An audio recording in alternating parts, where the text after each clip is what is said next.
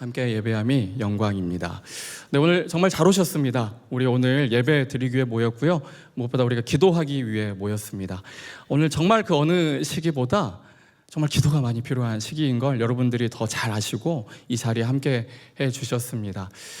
오늘 말씀의 제목이 결코 실패하지 않는 길입니다. 결코 실패하지 않는 길. 이 설교 제목을 듣던 옆에 있던 한 동역자 목사님께서 묻더라고요. 혹시 이 말씀의 제목에 의도가 있는 거 아니냐. 저 처음에 무슨 말인지 못 알아들었어요. 그런데 이 결코 실패하지 않는 길이 그 비상계엄 선언 그것이 있었을 때 제가 그거에 발맞추어서 이 제목을 붙인 게 아닌가라고 말씀하시는 분들도 있더라고요. 전혀 그렇지 않고요. 그 전에 하나님의 임재하심 속에서 말씀의 제목을 잘 이렇게 붙여봤습니다. 결코 실패하지 않는 길은 딱 한 길밖에 없잖아요, 그렇죠? 예수와 우리 예수님과 동행하는 길, 그 길 하나밖에 없습니다. 오늘은 그 이야기를 같이 해보고 싶습니다. 오늘 이제 제 모습을 보시고 이제 담임 목사님이 나오시기를 또 기대하신 분도 있었을 것 같아요. 저도 청년 때 그랬습니다. 저도 여기 이제 25살 때부터 삼일교회를 다녔었는데요. 이제 이렇게 교육자의 자리까지 이 역할을 감당하게 하셨는데, 저도 이렇게 젊은 날에 제가 갔을 때마다 담임 목사님이 꼭 설교를 해주시면 좋겠다라는 생각을 가졌을 때가 정말 많습니다. 그게 이제 부교육자들의 설교가 싫거나 은혜가 안 된다는 게 아니라 저는 담임 목사님의 설교가 너무 듣고 싶었다였었던 거죠. 그렇게 제가 저도 말씀을 사모하고 하나님 앞에 나아가려는 마음이 있었습니다. 이제 그렇지 않을 때 이제 제 태도와 반응이 저도 달라질 때가 있었어요. 그냥 오늘은 기도만 열심히 하고 가야겠다라든지 제 태도의 변화가 조금 있을 수 있는데요. 여러분들이 이 시간에 제가 삼일교회에 그래도 15년 가까이 하나님께서 있게 하신 이유가 있을 거라는 생각을 저 스스로도 하거든요. 저도 여기서 말씀을 가지고 씨름했던 세월이 있습니다. 그래서 한 청년이 하나님 앞에 지금까지 가장 아파했던 것, 가장 힘들어했던 것, 가장 어려워했던 것, 말씀 가지고 씨름하고 몸부림쳤던 그 내용을 제가 오늘 준비해서 가져왔으니까요. 그 청년의 한 순도 높은 신앙 고백을 씨름했던 내용을 함께 공유하신다라고 생각하시면서 말씀을 들었으면 좋겠습니다. 저는 말씀을 듣는 시간도 씨름하는 시간이라고 생각해요. 몸부림치는 시간이라고 생각해요. 우리가 믿음이 약하기 때문이에요. 믿음이 없이는 하나님을 기쁘시게 할 수 없다 그랬는데 저 믿음이 항상 약하더라고요. 그래서 지적 동의가 일어나지 않으면 감정적으로 제가 반응하지 않더라고요. 또 감정적으로 뭔가 메말라 있거나 이렇게 만족스럽지 않다고 생각할 때는 그냥 우두커니 서서 그냥 기도 소리도 안 나올 때가 있더라고요. 의지적으로 제가 이 자리에 나오는 것까지 꾸역꾸역 겨우겨우 나오고 직분 때문에 나오고 했던 제 모습도 분명히 있었거든요. 그 상황 속에서 하나님께서 저에게 어떻게 일해 오셨는지, 그리고 하나님께서 그 상황 속에 어떻게든 하나님의 믿음을 붙들고 하나님 주신 믿음을 붙들고 살아가기를 힘썼는지를 저도 이 자리에서 함께 좀 신앙 고백해 보려고 합니다. 그래서 기도의 시간, 말씀의 시간은 주님 앞에 씨름하는 시간입니다. 몸부림치는 시간이에요. 씨름하는 시간, 몸부림치는 시간이 우리가 하나님 앞에 드릴 수 있는 가장 거룩한 시간이고 가장 순도 높은 신앙 고백의 시간이라고 믿는다면 말씀이 반드시 내 안에 있어야 됩니다. 그래서 이 시간에 말씀을 듣는 거예요. 결코 실패하지 않는 길이 있습니다. 그건 여러분들이 잘 아는 것처럼 정답이 있습니다. 그게 뭐였죠? 예수 그리스도와 동행하는 길이라는 이 정답을 모르시는 분은 없지만 이게 온전히 믿어지면 사도 바울처럼 세상이 감당하지 못할 사람이 되는 거거든요. 그러니까 우리의 믿음의 연약함 속에서 그럼 하나님과 어떻게 몸부림치고 있는지를 함께 보자는 거예요. 제가 평신도 사역자 양성 과정 이제 우리 그게 첫 학기가 이번에 이제 마무리가 됐는데요. 그 시간에 정말 저에게는 예기치 않은 은혜와 예기치 않은 기쁨이 있었습니다. 너무 좋은 시간이었는데 저는 그렇게 사실 처음부터는 기대하지 않고 갔어요. 왜냐하면 테이블 리더로 갔기 때문에 엄청난 공부를 해야 되는구나 하는 생각이 막중하게 들어가지고 어떻게 이걸 인도하지 하면서 공부를 열심히 했던 시간이었습니다. 거기서 이제 고든 코넬 총장님, 스캇 선키스트 총장님, 교수님이시죠. 이제 기독교 역사를 연구하셨습니다. 2000년간의 기독교 역사를 연구하신 그 교수님께서 기독교 역사를 누군가가 물었대요. 기독교 역사를 한 문장으로 요약하면 어떻게 대답하시겠습니까? 고민을 많이 하시다가 꺼내든 말씀이 이거였어요. 기독교 2000년 역사를 한 줄 요약하면요, 그리스도의 고난과 영광에 참여하는 것. 그리스도, 고난, 영광, 참여.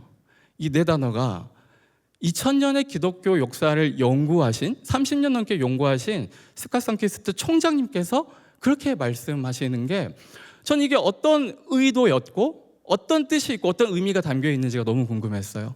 그래서 그분의 책도 열심히 탐독하고 읽으면서 하나님이 예기치 않은 은혜들을 너무 많이 부어주셨고, 제 안에 그리스도, 영광, 고난, 참여, 이 네 단어가 뭔가 퍼즐 조각처럼 제 인생의 여정 속에 뭔가 딱 맞춰져서 어떤 내 안에서 환희가 막 터져 나오는 것 같은 시간이 저에게 있어서 너무나 감사한 시간이었습니다. 오늘 그 얘기를 하고 싶은 거예요. 이제 신앙 생활을 저희가 하면서 가장 힘들 때가 믿음의 확신이 없을 때잖아요, 그렇죠? 믿음의 확신이 없을 때, 우리가 걸어가는 길에 대해서 믿음의 확신이 없을 때, 우리의 믿음이 흔들릴 때잖아요, 그때가 우리는 가장 신앙생활하면서 힘들다라고 생각하는 시기인 것 같아요. 우리는 그 시간을 광야라고도 부르고요, 그 시간을 고난의 길을 걷는 거야 라고 부르기도 합니다. 우리가 잘 아는 대중가요에도 이런 주제, 내가 가는 길을 내가 잘 모르겠다는 가사 내용이 있어요. 이게 세대적으로 어떻게 공감이 되실지 모르겠지만, 이 G.O.D의 길. 예, 알겠습니다. 한번 제가 그냥 가사를 들려드릴게요. 내가 가는 이 길이 어디로 가는지, 어디로 날 데려가는지, 그곳은 어디인지 알 수 없지만 오늘도 난 걸어가고 있네. 중간에 보면 또 이런 내용이 나와요. 무엇이 내게 정말 기쁨을 주는지, 돈인지 명예인지 아니면 내 사랑하는 사람들인지 알고 싶지만 아직도 답을 내릴 수 없네. 후렴아시나요? 나는 왜 이 길에서, 알겠습니다. 이게 정말 나의 길인가? 이렇게 묻는 거죠. 이게 진짜 내가 가는 길이 이 길이 맞아야 되는가? 내가 씨름하고 결정하고 선택한 이 길이 진짜 내가 걸어가야 될 길이 맞나? 내가 선택했으니까 힘든 것도 참아봐야지 하는데 잘 안 되는 거예요. 그것이 믿음의 길인데도 뭔가 손익분기점에 안 맞아요. 이게 나한테 손이지 이익이지를 계속 내가 따져 묻는단 말이죠. 내가 어떤 길을 걷고 있는지가 잘 모르겠는 거예요. 그렇죠? 현재 여러분이 걷는 길은 어떤 길이십니까? 한번 질문해 보고 싶습니다. 여러분이 걷는 길은 고난의 길이십니까? 아니면 영광의 길이십니까? 나는 고난의 길을 걷고 있다 하시는 분, 눈을 3번만 깜빡깜빡 해주시겠어요? 깜빡. 고난의 길이 거의 없으시네요. 나는 영광의 길을 걷고 있다는, 눈을 한번 지그시 한번 감아주시겠어요? 아무런 반응이 없으시네요. 죄송합니다. 내가 걷는 길이 고난의 길인지 영광의 길인지 우리는 두 가지 축으로 나눠서, 두 가지 갈래의 길로 나눠서 생각하는 게 인생이에요. 왜냐하면 고난과 영광은 뭔가 양립할 수 없는 명제 같거든요. 어떻게 고난과 영광이 같습니까? 그렇죠? 그러니까 당연히 나눠서 생각을 해야 되는 거예요. 예수님의 제자들도 마찬가지였어요. 그렇죠? 보아너게 우레의 아들이라고 말하는 제자 2명 누구였죠? 야고보와 요한이었습니다. 야고보는 순교했습니다. 요한은 제자들 중에 가장 오래 살았던 사랑의 사도라는 요한 사도였어요. 두 제자가 철 없을 때죠. 예수님을 쫓아다닐 때 보아너게, 그러니까 야고보 요한의 어머니가 찾아와서 우리 아들 영광스러운 자리에 좀 앉혀주세요. 한 명은 좌편에, 한 명은 우편에. 이런 이야기들을 하는 것이 우리의 인생이에요. 우리는 예수님을 따르면 어떤 그 생각하는 영광스러움이 있습니다. 우리는 그 영광스러움에 다다르고 싶어 하는 거죠. 그렇죠?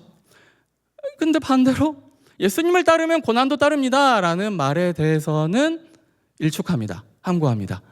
잘 안 보려고 하죠. 무서워하죠. 한 간사님이, 우리 지금 간사님 아니에요, 옛날에 한 간사님이 저는 예수님을 가까이 하고 싶지 않아요 라고 하더라고요. 왜요? 그랬더니 예수님을 더 가까이 할수록 저한테 고난이 더 많이 찾아올 것 같아요. 그래요? 라고 생각했던 맞는 말인 것 같기도 하고 안 맞는 말인 것 같기도 한 이상한 느낌을 좀 받았던 기억이 있습니다. 오늘 본문의 말씀을 보시면 이거 한번 띄워주시겠어요? 예. 오늘 딱 이 말씀 한 구절 준비했는데 같이 읽어보겠습니다. 시작.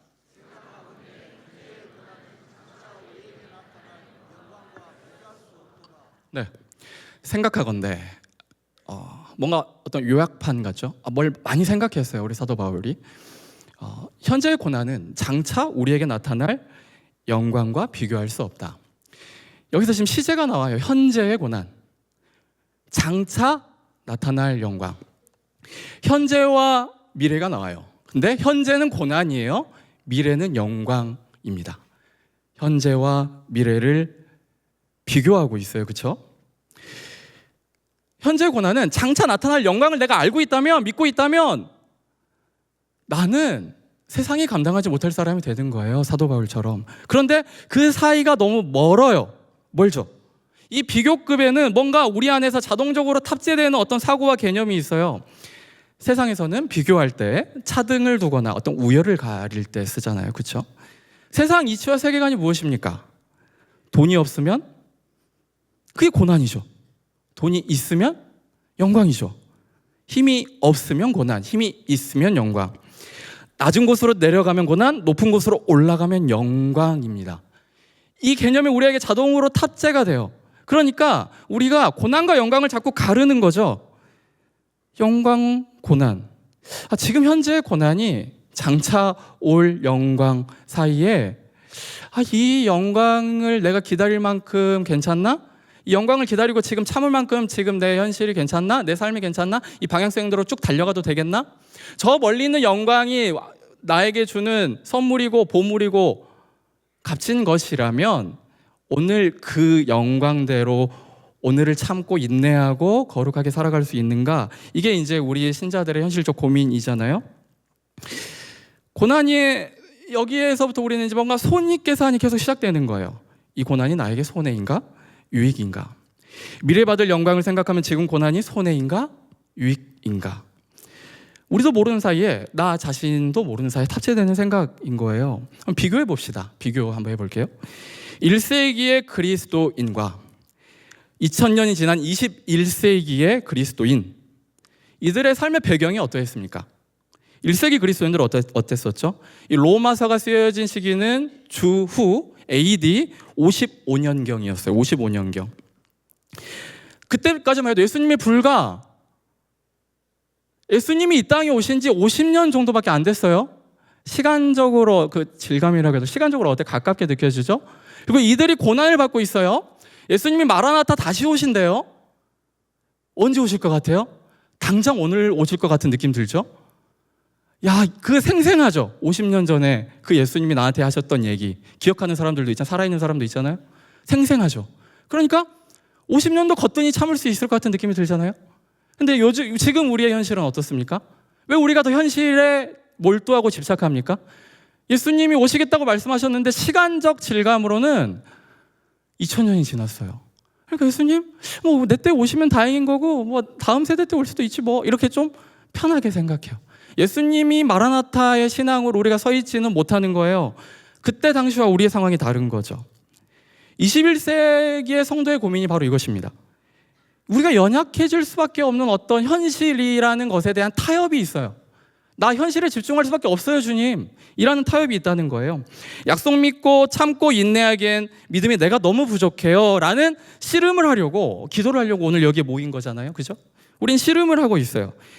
인생은 짧다고 하지만 아직 걸어갈 길이 너무 많이 남았어요, 주님. 저 젊어요. 저도 아직 이제 막 40이 되려고 해요. 주님, 아직도 이제 인생의 전반전이고 저 후반전 아직 많이 남았어요 라는 생각이 드는 거예요. 이룰 일들이 더 많은 거예요. 성취할 일이 더 많은 거예요. 그러니까 현실에 더 집중을 해야죠. 그 영광에 어떻게 집중을 합니까? 영원한 것을 가지고 이런 상황에서 우리가 이제 당연히 솔루션은 알고 있죠. 근데 솔루션으로 가기 전에 내가 왜 이렇게 손익에 민감해졌을까? 내가 보상책에 민감해져 있을까? 생각보다 우리가 버튼을 하나만 누르면은 택배로 바로 집 앞까지 새벽 배송해주는 세상에서 살고 있기 때문에 전 자동화됐어요. 자기중심성이 극대화되게 너무 좋은 환경에서 우리가 살고 있기 때문에 빠른 보상에 우리가 익숙해져 있습니다. 우리나라처럼 빠른 민족이 없잖아요. 배달의 민족. 그래서 빠른 보상이 안 오면 우리가 못 견뎌요. 인내심이 점점 이게 인내심의 그 총량이 있죠. 점점 약해지는 것 같아요. 자극 추구형이래요. 제가 TCI 검사해 보니까 자극을 엄청 추구한대요. 이거 참 부끄럽지만. 그래서 막 도파민 분비되는 거 많이 찾습니다. 그래서 도파민 도파민 캐려고 여기저기 돌아다니고 있는 제 모습이 있더라고요. 그런 세대에서 우리가 살고 있잖아요. 힘들죠. 그런데 우리는 사실 정답을 모르는 게 아니에요. 솔루션, 정답이 있죠. 성경의 솔루션이 무엇입니까? 창조주 하나님의 시선으로 피조물의 인생을 바라봐야 됩니다. 이거 모르시는 분 계십니까? 계시의 말씀, 이 계시의 말씀으로 내 생각의 전제를 하나씩 걷어내야 됩니다. 이거 모르시는 분 있습니까? 없잖아요. 영원한 것으로 유한한 시간을 해석해야 됩니다. 영광스러움으로 고난을 해석해야 됩니다. 우리 이거 다 알고 있어요. 그렇죠? 이게 솔루션이에요. 성경의 솔루션이란 말이죠. 그러나 우리는 늘 기한을 묻습니다. 이거 인내 언제까지죠? 이게 참는 거 언제까지입니까, 주님? 지금 답답해 미칠 것 같아요. 알려주세요. 언제까지입니까? 언제 오세요? 이렇게 묻죠? 이게 우리의 삶의 현실의 문제라는 거예요. 이 시간에 저와 여러분이 씨름해야 할 주제는 고난과 영광이 너무 멀다는 것에 있습니다. 영광이 너무 멀리 있어요. 이 영광을 땡겨오는 작업을 지금 해보려고 해요. 고난과 영광이 생각보다 가까이에 있습니다. 아니, 고난과 영광 사이의 길은 두 길이 아니라 사실 한 길이다 라고까지 다다르는 게 너무 중요해요. 지금까지 저도 모태신앙인데 신앙생활 쭉 하면서 저는 고지대 비전론과 저지대 비전론이 다르게 보였어요. 늘 뭔가 다른 방향이고 다른 기질로 하나님 주신 거라고 생각을 했는데 예수 그리스도가 걸어가신 삶의 방식을 보니까 아니더라고요. 예수님은 저지대로 가셨더라고요. 동의하십니까? 예수님이 걸어가신 길은 고난의 길이셨더라고요. 예수님이 걸어가셨던 길이 고난의 길이었다. 사실 여기에서 반박할 여지가 없던 거예요. 고난과 영광의 길, 고난의 길과 영광의 길이 같은 길이다. 그리스도의 고난과 영광에 참여하는 것이 2000년의 기독교 역사였다. 여러분, 이 고난과 영광의 거리를 지금 좁히려고 합니다. 네, 가장 많이 좁혀줬던 인물이 있어요. 고난의 길과 영광의 길을 좁혀준 인물이 있어요. 가장 고귀한 신앙계 고백을 보여줬던 사람이 있습니다. 누구입니까? 제가 오늘 본문의 저자. 감사합니다. 바울이죠. 바울인데 바울은 고난과 영광 사이의 거리가 가까웠어요. 장차 미래라고 했을 때 그 미래는 거의 동시적이었어요. 동시적으로 작동했습니다. 그 영광의 능력이. 그게 바울의 삶이었죠. 그래서 세상이 감당하지 못했어요. 그 바울의 핵심 사상이 무엇일까요? 바울의 핵심 사상. 딱 한 문장으로 바울의 모든 핵심 사상을 딱 한 문장으로 관통하면 뭘까요? 네, 따라해보세요. 나 바울은 그리스도 안에 있다. 예. 바울 신학은요, 그리스도 안의 신학이라고 부를 정도로 그리스도 안에서를 어마어마하게 강조했습니다. 얼마큼 강조했을까요? 헬라어의 엔 크리스토, 엔 크리스토스, 에이스 크리스톤, 엔 퀴리오, 이게 다 그리스도 안에서, 주 안에서, 그리스도 예수 안에서라는 고백들인데, 이 단어들이 신약 27권 중에 바울이 무려 13권을 썼어요. 이 13권의 신약 이 서신서에 엔 크리스토스, 예수 안에서가 몇 번 나올 것 같아요? 주 안에서, 예수 안에서가? 로마에서만 일단 30번입니다. 예. 전체는 무려 164번. 200단어라는 학자들도 있어요. 굉장히 많죠. 이렇게 많이 나오고 있는 그리스도 예수 안에서라는, 사실 이 중요한 신학 사상, 명제라고 할 수 있겠죠. 이걸로 한번, 이 말씀으로 한번 이제 그 영광과 고난을 한번 거리를 좁혀보려고 해요. 그리스도 안에서로. 로마서 8장은 굉장히 중요한, 이게 논문체잖아요. 굉장히 중요한 철학과 사상들도 많이 들어있고 많은 것들을 논증하고 있어서 핵심이 너무 많아요. 그래서 이거는 같이 따라하는 걸로 대체했으면 좋겠습니다. 한번 따라해 볼게요. 나는 죄와 사망의 법에서 해방되었다. 나는 하나님의 자녀다. 나는 하나님의 상속자다. 나는 하나님의 통치 안에서 왕노릇한다. 나는 하나님의 사랑에서 결코 끊어질 수 없다. 아멘이십니까? 네, 이것이 로마서 8장 바울의 핵심 사상이 바울 신학이 총망라되어 있다는 이 8장에 이 말씀들이 이렇게 녹아져 있어요. 엄청나죠? 그 중에 우리는 이 모든 것을 총망라할 수 있는 딱 한 문장, 나 바울은 그리스도 안에 있다. 그리스도 안에서로 한번 풀어보자는 거예요. 그 고난과 영광 사이의 거리를. 마지막 8장이 진짜 중요한데 제가 안 읽은 게 있어요. 8장 35절, 36절, 37절 말씀입니다. 너무 유명한 말씀이어서 같이 한번 읽겠습니다. 35절, 36절, 37절 함께 읽을게요. 시작. 누가 우리를 그리스도의 사랑에서 끊으리요?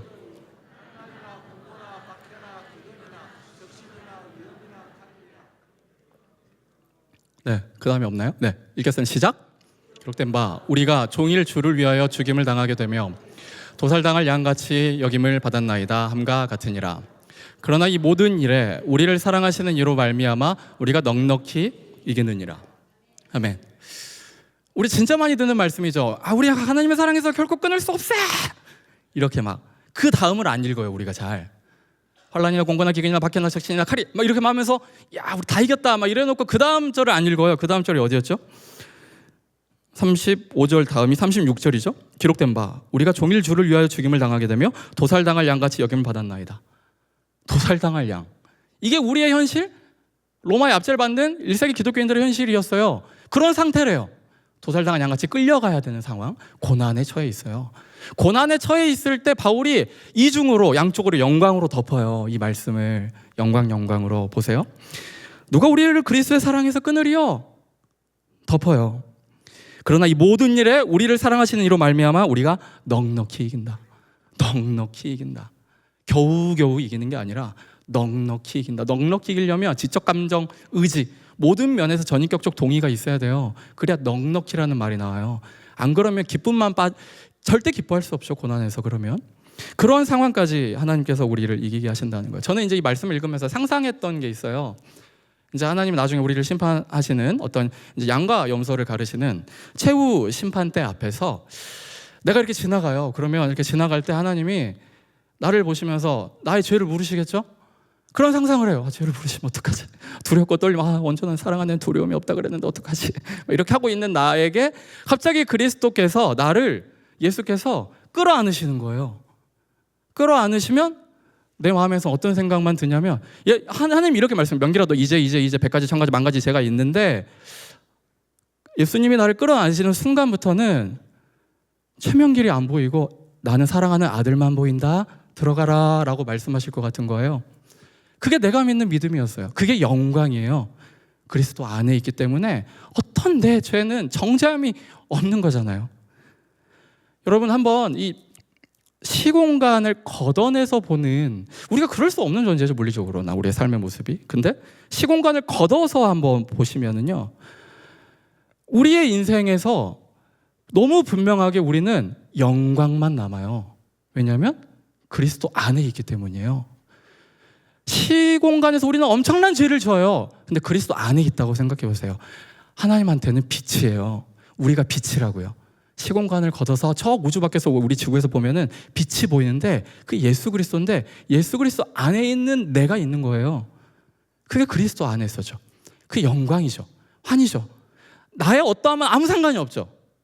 그게 제가 상상해보는, 어떤 학자가 말한 건 아니라 그냥 제 상상력, 제가 상상해 본 거예요. 이것을 너는 내 안에, 네가 내 안에. 나는 참 포도나무야, 너는 가지다. 너는 내 안에, 너는 내 안에. 이게 그리스도 안에 있는 연합교리예요. 연합교리. 이 연합교리를 지금 제가 이야기하고 있는 겁니다. 여러분, 영광은 미래의 것이 아니에요. 우린 이미 영광을 받은 자죠. 받았어요. 구원을 받았다고요. 시간과 공간 속에 있을 뿐이지. 오늘 고난의 길을 우리는 걷는 거예요. 근데 고난의 길을 걷는 나를 끌어안으시는 분, 나와 동행하시는 분이 있기 때문에 그 길은 고난이 아니라 영광인 거예요. 그렇죠? 그게 우리가 걸어가는 길입니다. 그래서 우리가 추구하는 가치가 달라져요. 우리는 이 땅에서의 행복에 집중하면 손익을 더 많이 나눠야 돼요. 손익분기점을 계속 따져야 될 거예요. 근데 우리는 행복 추구자가 아니에요. 담임 목사님 늘 말씀하시지만 우리는 거룩 추구자입니다. 완전히 바뀌어요. 우리는 행복을 추구한다면 여기에 나와 계시면 사실 안 돼요. 어디다 깃발 꽂고 가셔야 돼요. 우리는 거룩을 추구하기 때문에 여기 앉아 있는 겁니다. 우리는 거룩 추구자예요. 그것이 그리스도인의 삶이죠. 그것이 그리스도인의 정체성입니다. 이제 바울의 그 가장 순도 높은 신앙 고백이 뭘까를 좀 더 바라봤으면 좋겠어요. 저는 당연히 이 말씀이 가장 먼저 생각났어요. 내가 달려갈 길과 주 예수께 받은 사명, 그렇죠? 은혜의 복음을 증언한 일을 내가 마치려 하면은 내 생명조차 조금도 귀한 것으로 여기지 않겠다. 이 세상이 감당하지 못할 고백이죠. 내가 주님한테 내 목숨값 내놨다. 약간 이런 거잖아요. 내 생명 중요한 거 아니다. 받은 은혜에 비하면 이 말을 하는 거죠. 너무 순도 높죠. 즉각적이죠. 약간 넘사벽이잖아요. 가장 순도 높아요. 이게 제 주관적으로 이 말씀이 가장 순도가 높다고 생각했는데 말씀을 묵상하다가 골로새서 1장 24절 말씀을 보세요. 이 말씀을 듣는데 이게 더 순도 높은데 라고 생각했어요. 다 순도 높은 것 같아요. 아직 이 말씀도 순도 높아요. 보실까요? 같이 읽겠습니다. 시작.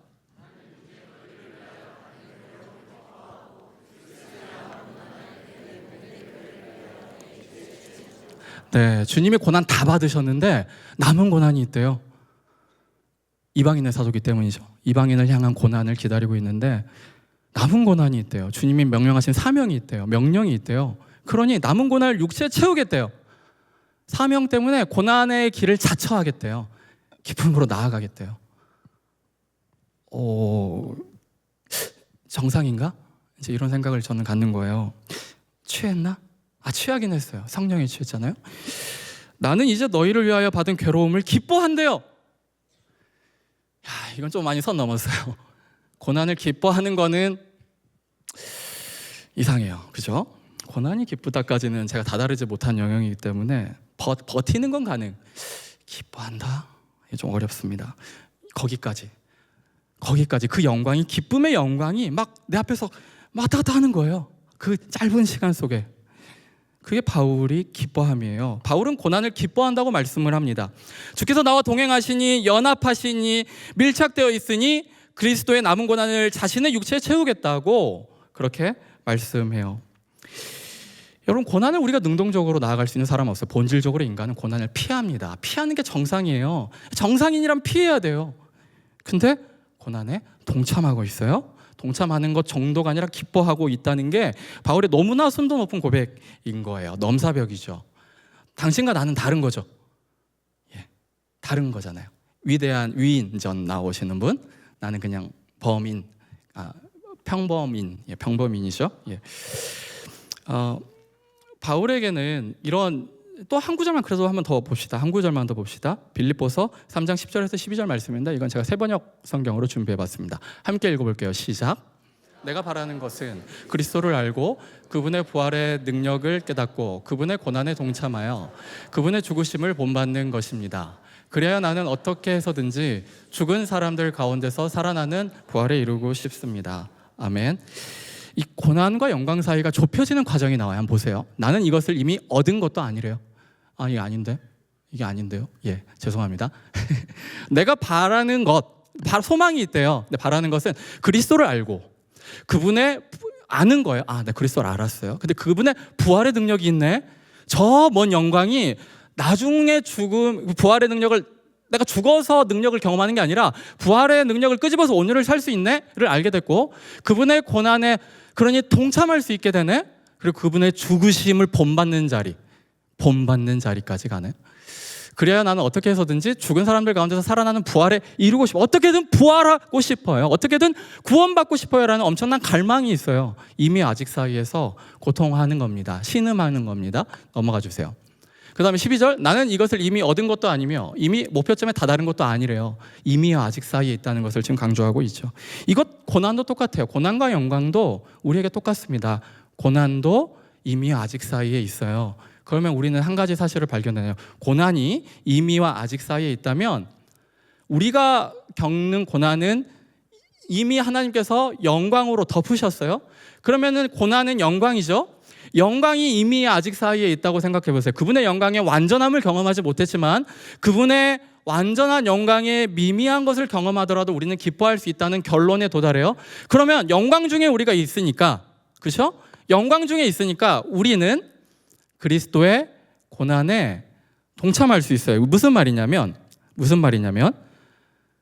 우리의 삶에 해석된 고난이 있어요. 이거는 우리 특세간사님 서진교 목사님이 쓰셨다는 출처를 밝히고 해석된 고난과 해석될 고난이 있어요. 이게 왜 가능하죠? 우리가 그리스도 예수 안에 있기 때문이에요. 우리가 그리스도 예수 안에 있기 때문에 모든 영광이 우리를 덮어버렸기 때문에 우리에게는 모든 고난은 영광인 거예요. 그러니 우리는 해석이 아직 안 된 것뿐이지 반드시 주 안에서 영광스럽게 해석될 거예요. 여러분의 삶의 모든 고난의 내용은 영광스럽게 해석될 겁니다. 그것이 그리스도인의 삶에 대한 보증인 거예요. 그것이 우리의 삶입니다. 그래서 우리의 삶에는 이미 해석된 고난과 아직 해석되지 않은 고난이 있습니다. 이미와 아직 사이에서 이미 해석됐고 아직 해석되지 않은 고난의 삶이 있는 거예요. 여기서부터 우리는 고난의 이해를 좀 질감이라고 하는 게 더 나을 것 같은데 고난의 이해를 확장해 봅시다. 확장하면 성경에는 여러 가지 고난에 대한 권면이 있어요. 권면. 근데 그중에 딱 두 가지, 대표적인 거 두 가지만 말씀을 드리면 첫 번째 따라해 봅시다. 고난에 참여하라.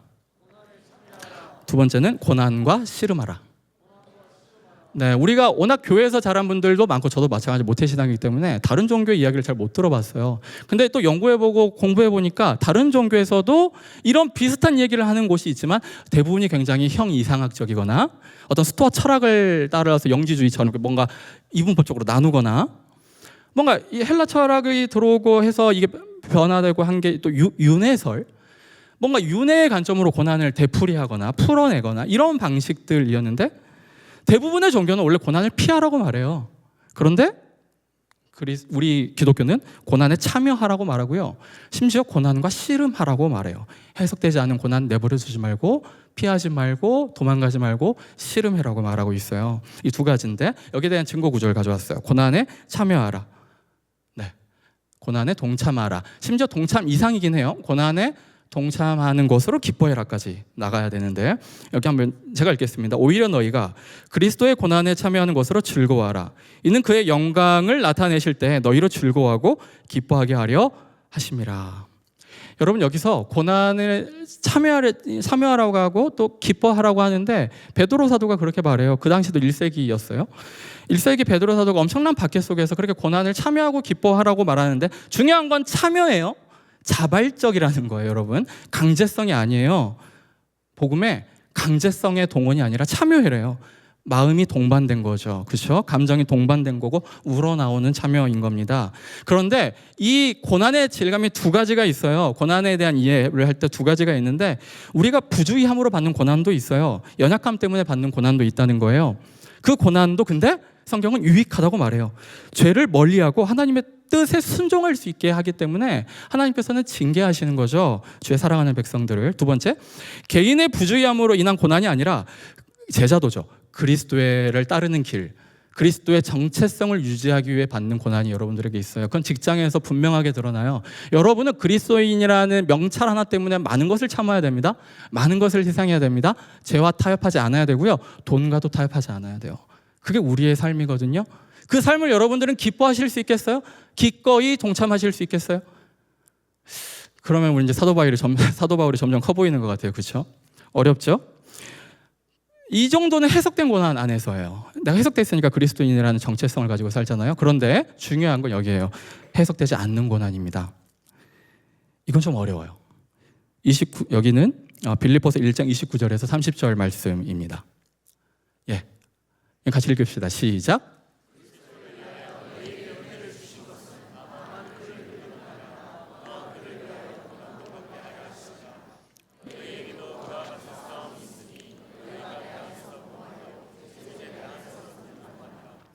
네, 고난과 씨름하래요. 씨름하는데 우리도 주님이 은혜도 주셨지만 그 은혜로 고난도 받게 하신대요. 야, 주님이 고난 받게 하신대요. 우리를, 제자를. 너희에게도 그와 같은 싸움이 있대요. 씨름이 있대요. 그 씨름이 우리에게 있습니다. 이 싸움은 이 아고나라는 헬라어의 원형 아곤인데 이건 경기, 싸움, 투쟁, 염려, 근심이라는 뜻이에요. 투쟁이 있대요. 우리는 그리스도 안에서 고난과 가지고 투쟁하래요. 이게 기도라는데요. 여러분 인정하십니까? 여러분 기도는 이 자리에 나와서 하나님 앞에 골기하고 투쟁하는 것까지 포함이에요. 하나님 어떻게 그러실 수가 있습니까? 라고 외쳐야 됩니다. 하박국 선지자처럼. 아니면은 어떻게 하시겠어요, 여러분? 이게 우리가 고난과 씨름해야 되는 게 이게 세상 종교와 다른 내용이에요. 이제 이 말씀을 읽고 왜 우리가 이렇게 씨름할 수 있는가?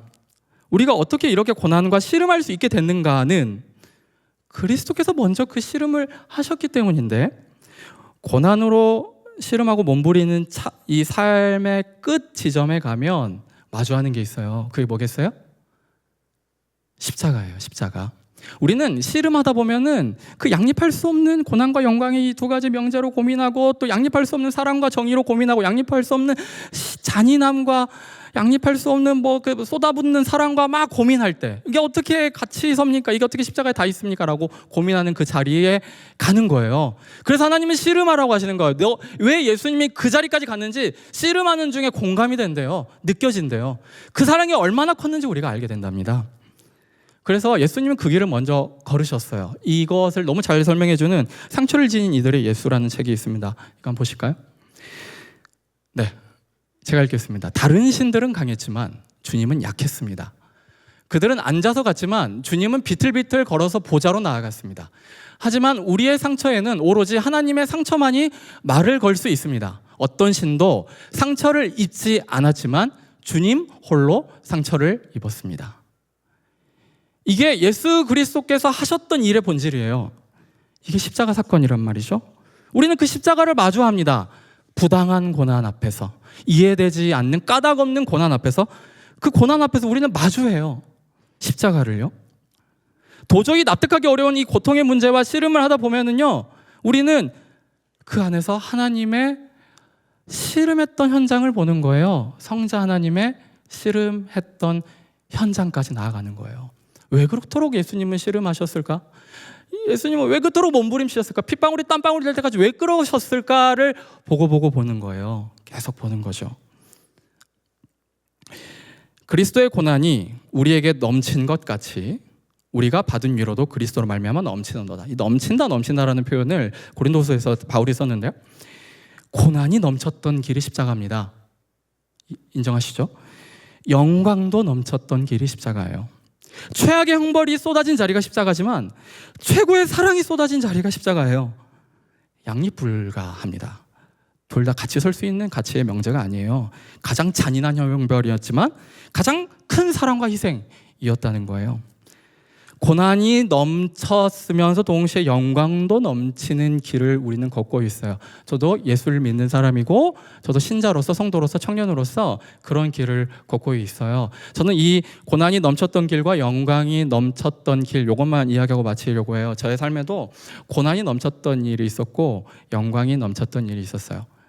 전 영광이 넘쳤던 일을 당연히 딸아이의 출생을 뽑아요. 저도 딸바보거든요. 그래서 딸 예나가 출생할 때 저는 사실 그때는 기쁘지 않았어요. 그 엄청난 책임감 때문에 두려웠어요. 그래서 이 아이를 보면 내가 진짜 내 목숨을 너한테 다 줄 수 있겠다라는 생각이 들지는 않았어요. 모 목사님처럼 저는 그런 생각이 전혀 들지 않고 진짜 너 어떡하지? 나 죽었다 막 이런 생각을 제가 가졌어요. 근데 신기한 건 아이가 2살이 지나서 말을 하기 시작하니까 막 무궁무진한 사랑이 생기는 거예요. 다 주고 싶은 거예요. 근데 그 아이가 2살 조금 넘었어요. 한 1년 7개월쯤 됐을 때 아바바 할 때였어요. 아빠 뭐 하면 뭐 사랑해 이런 말 한번 뭐 그냥 알려주면 하는 때였는데, 그때 아이가 침대에서 누워서 이제 저녁에 잠을 재우는데 예나야 자야지. 그래서 안 자는 거예요. 그래서 내가 안 자니까 코 고는 척을 했어요. 막 코 고는 척을 했는데 예나가 아빠 자 이러는 거예요. 그래서 절대 미동도 하지 않고 무조건 자야 돼 이러면서 속으로 제발 자라 이러고 있었는데, 아이가 제 귀에다가 갑자기 와서 아빠 사랑해. 저는 이 순간은 제 인생의 가장 영광스러운 순간이었어요. 환희, 감격. 나 진짜 딸아이에게 나 다 줄 거야. 나 진짜 나 뭐든 해줄 수 있어. 그때 그 벅찬 감격은 이루 설명할 수 없었어요. 그게 제가 제 인생에 살면서 아버지의 마음이 이런 걸까라고 느꼈던 가장 영광스러운 순간이었던 거죠. 고난이 넘쳤던 시간도 있었어요. 그 딸아이가 아플 때인데 얼마나 아팠냐면 서울대 대학병원에 가야 될 일이 있었어요. 귀에 진주종이 생겨서 수술하지 않으면은, 그때 2살 30개월 되기 전이었던 것 같은데,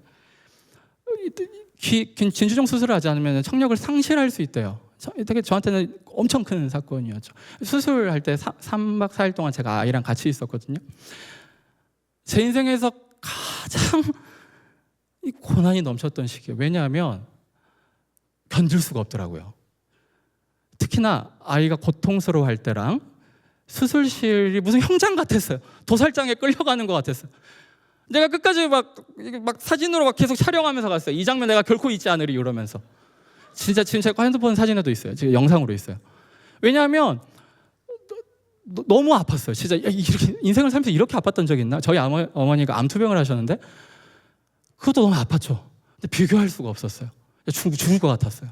저 자리가 차라리 내 자리였으면 좋겠다라는 생각이 들었어요. 너무 차가운 수술실로 들어가는데 전신 마취를 해야 된다고 생각을 하니까 막 미칠 것 같은 거예요. 수술하고 나서 아파서 울 때도 미칠 것 같은 거예요.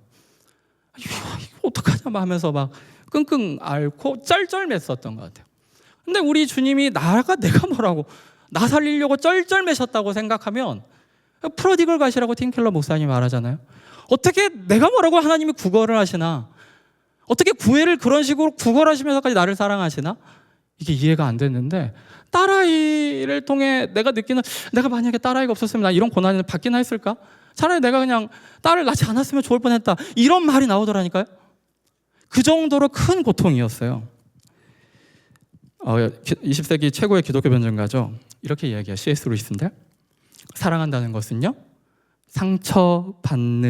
받을 위협에 나를 노출시키는 행위다. 다시 한번, 사랑한다는 것은 상처받을 위협에 나를 노출시키는 것이다.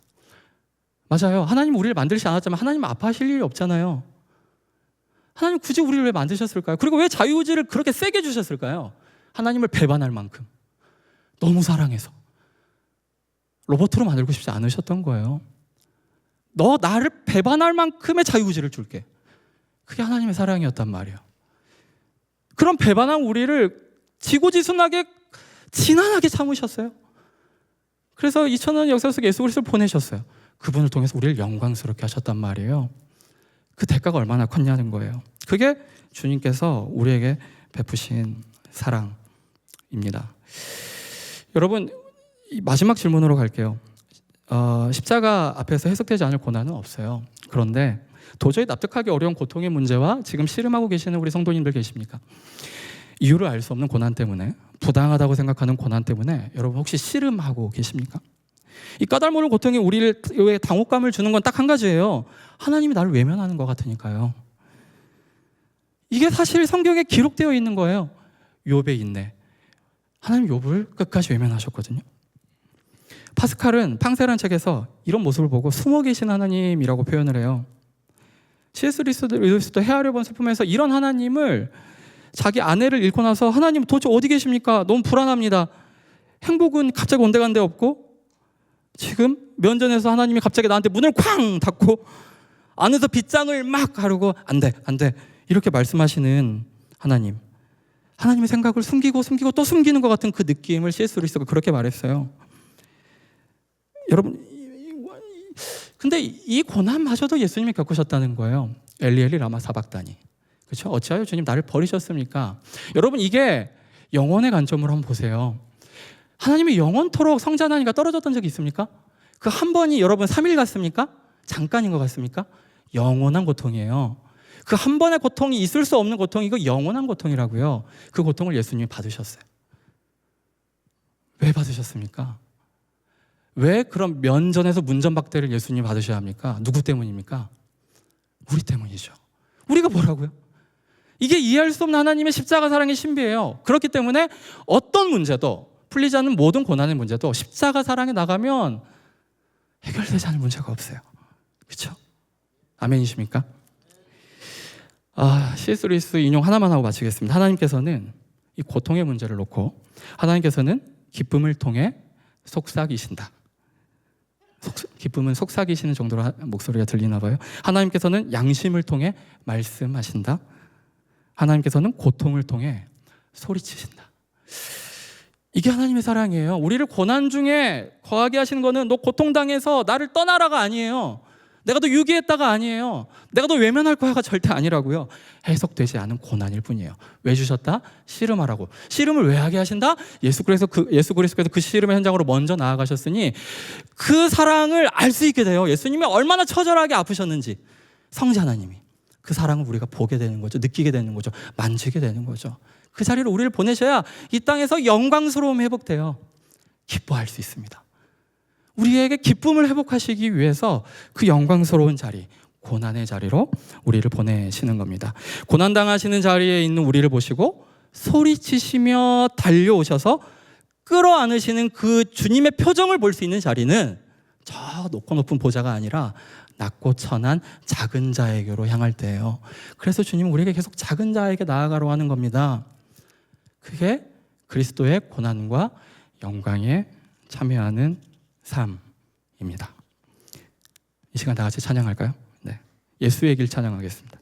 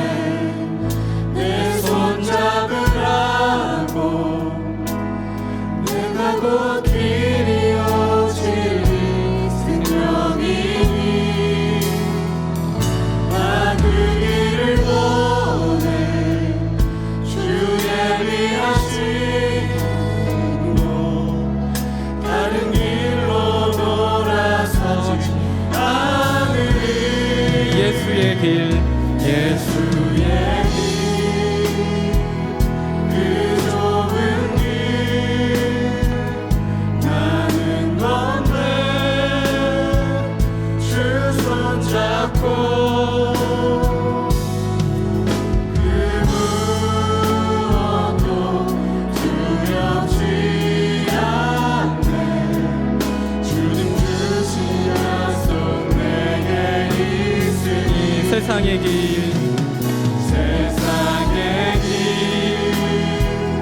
그러한 길 준비하는 성령으로 그 무엇도 바라지 않네 저 하늘에 내서만 예수의 길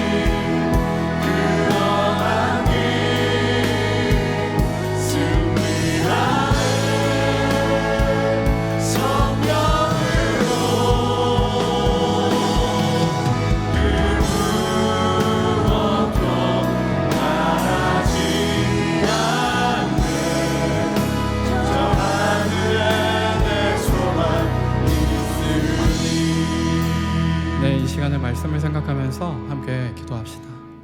우리 이 시간 말씀을 생각하면서 우리 공동체를 위해서 함께 기도할게요. 우리 감사합니다. 제가 원래 하나 더 부탁을 했었는데 그거 그냥 넘어가겠습니다.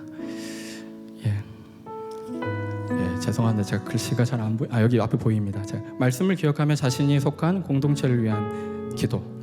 생각하건대 현재 고난은 장차 우리에게 나타날 영광과 비교할 수 없다. 우리가 이 사랑을 고백합시다. 우리가 양갈래난 길이 아닙니다. 고난과 영광은 같은 길이었습니다. 그 길을 우리가 걸어갈 때만이 예수 그리스도의 고난 당하심, 예수 그리스도께서 낮아지심, 예수 그리스도께서 하늘 보좌를 버리시고 이 땅까지 오신 이유를 알 수가 있습니다. 그 사랑과 절절함을 알 수 있어요. 그래서 우리는 공동체로 나아갈 때 그 사랑이 나 안에 먼저 흘러 넘쳐야 됩니다. 그 사랑이 묵상되어져야 됩니다. 그게 씨름이에요. 여러분 오늘 씨름하러 오셨습니다. 말씀으로 씨름하십시오. 말씀으로 여러분들이 씨름하시면서 하나님을 애타게 찾으셔야 됩니다. 이 영광을 경험할 때까지. 그래야 세상이 감당하지 못할 사람이라는 하나님의 영광에 참여할 수가 있어요. 그 사랑에 동참하게 해달라고. 크기와 규모와 세력이 아니라 어린 양의 희생적 사랑의 방식으로 사명 감당하는 공동체가 되게 해달라고 이 시간 다 함께 주여 한번 부르짖고 기도합니다. 주여.